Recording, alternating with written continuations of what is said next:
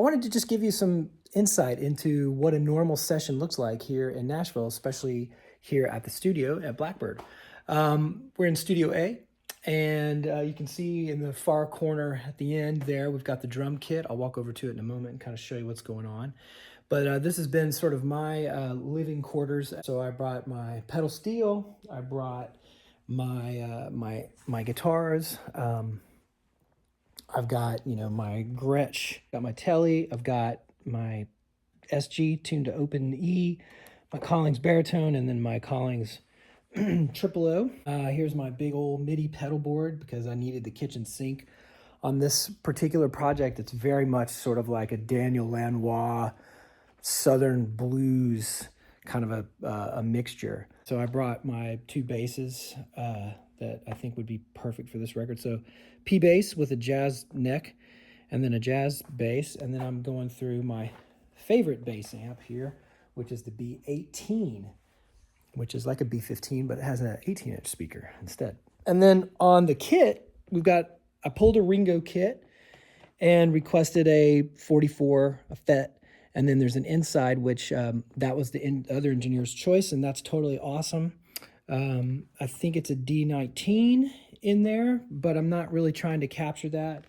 R88 for ribbon overhead.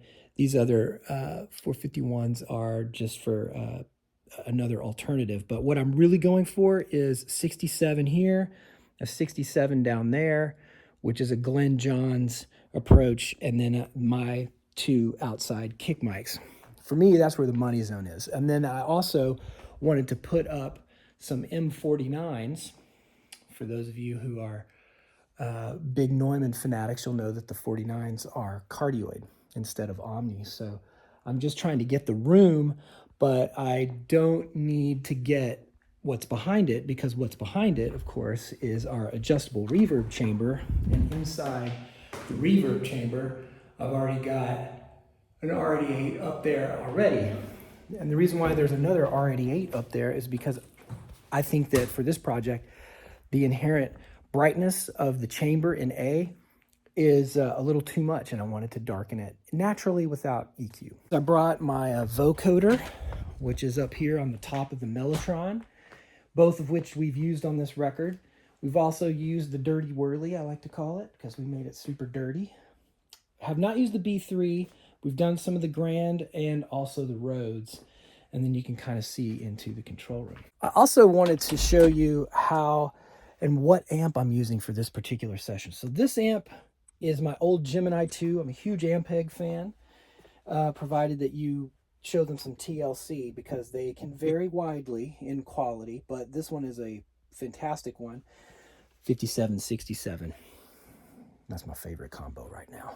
And then if I quickly come into the control room, you can see the console and a couple of cool effects that I pulled for this session that we've been printing through, vocals and all kinds of stuff, is the Publison IM90 and the Benson Echo Rec.